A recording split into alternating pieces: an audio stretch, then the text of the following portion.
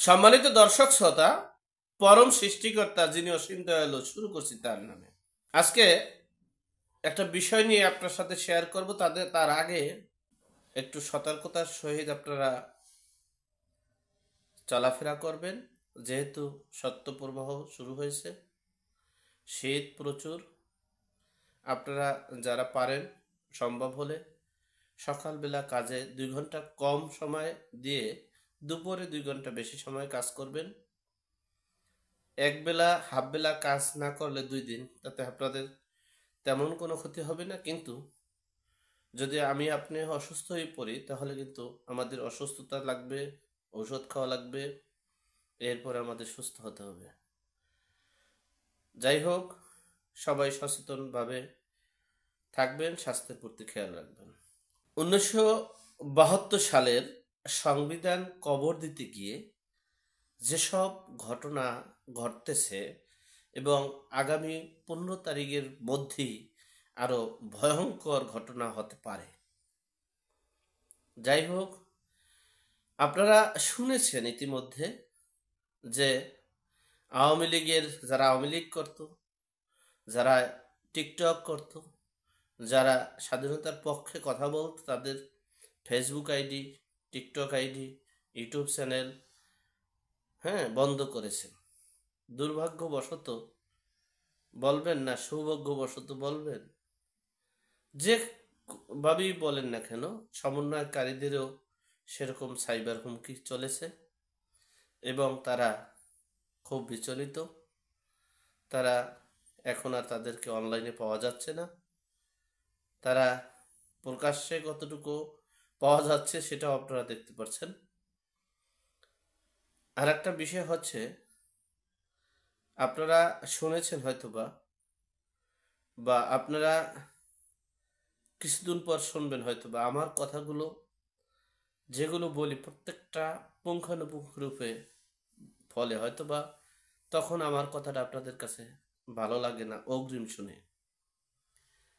এই 72-এর সংবিধান কবর দেওয়ার জন্য বাংলাদেশে যে পরিকল্পনা হচ্ছে, তার পরিপ্রেক্ষিতেই 3জন উপদেষ্টা, এই সমন্বয়কারীদের যে 3জন উপদেষ্টা, তাদের পদত্যাগ চাচ্ছেন। পদত্যাগ জরুরি।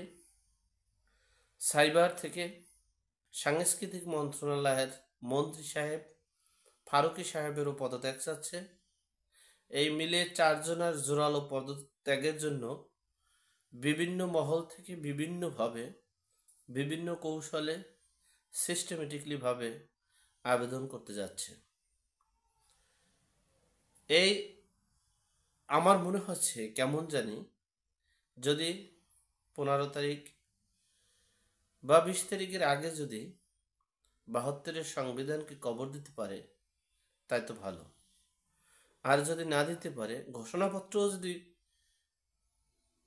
বলতে পারে বা পাঠ করতে পারে, তাহলে পাঠ করে কি সফলতা হতে পারে সেটা দেখার বিষয়। তবে আমার মনে হচ্ছে তারা ঘোষণাপত্র তো দূরের কথা, 15 তারিখের পর তাদের অস্তিত্ব থাকবে বলে আমার মনে হচ্ছে না। দেশে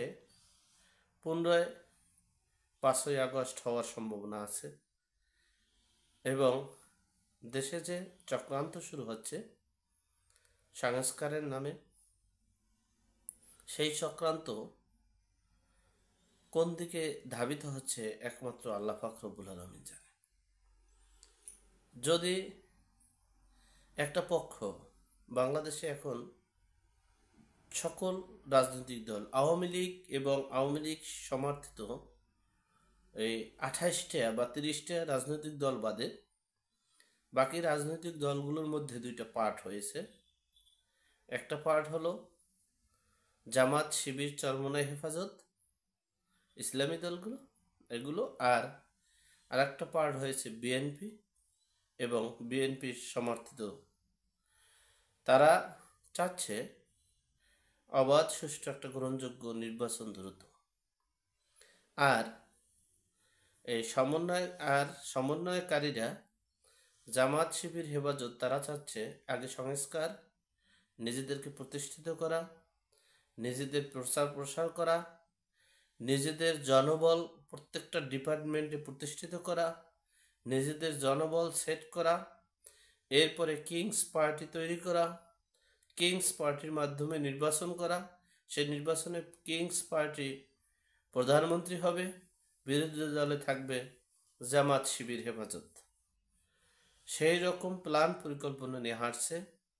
অপরদিকে বিএনপি সমর্থিত যারা যারা ক্ষমতার জন্য দেশটাকে এত কিছু করছে, যারা ক্ষমতার জন্য দেশের চিন্তা করেনি, যারা ক্ষমতার জন্য কোনো মানে সংবিধানের চিন্তা করেনি, দেশের জনগণের কথা চিন্তা করেনি, তারা এখন এই কিংস পার্টি ও জামাত শিবির হেফাজতকে তারা ছাড় দিবে না।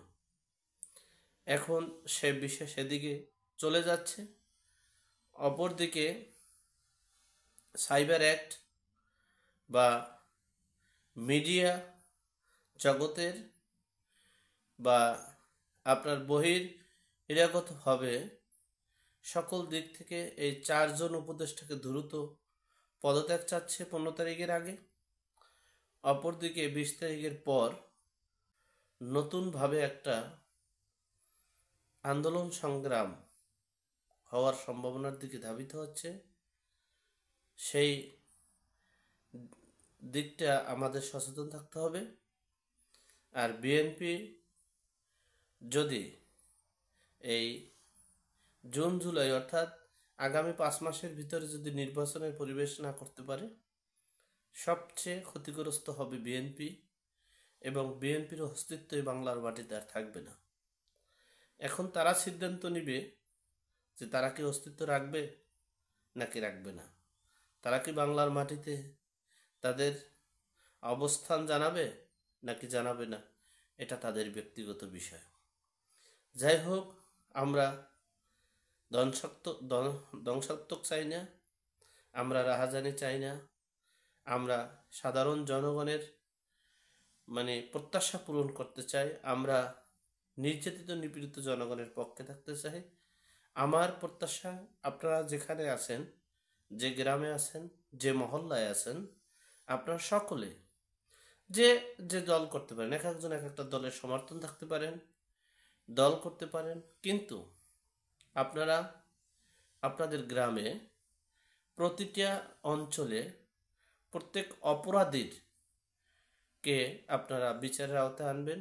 কোনো অপরাধীকে গ্রামে, মহল্লায়, ইউনিয়নে কোনো আশ্রয় দিবেন না।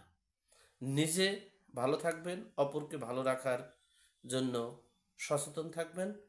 এই প্রত্যাশা রেখে আজকের মতো এখানেই শেষ করলাম। ভালো থাকবেন, সুস্থ থাকবেন। আসসালামু আলাইকুম।